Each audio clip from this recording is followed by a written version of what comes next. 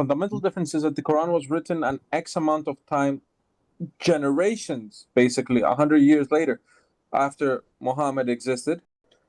Um, there are strong parts that have been left outside, vis-a-vis strengthening the argument of Islam that the Bible has been corrupted.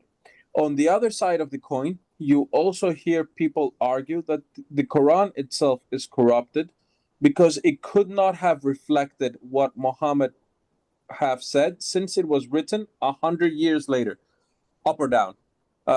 So it wasn't written directly from the alleged prophet's mouth to his disciples or whatever. It was written and reflected upon 100 years later. Fundamental difference is that the Quran was written an X amount of time, generations, basically 100 years later, after Muhammad existed. Whilst, as much as you want to debate Jesus Christ's word, it's multiple accounts. So the fact that the disciples didn't understand what they should have understood and deciphered a message differently accounts to one positive and one negative. The negative being that you have different interpretations of various things. The positive being, however, that they all truly pretty much reflect the existence of Jesus Christ and the main message that we wanted to get across.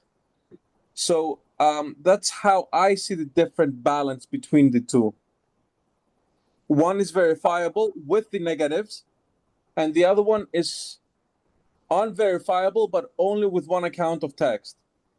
So this is the historian in me that wants to see which one has more primary sources coming up.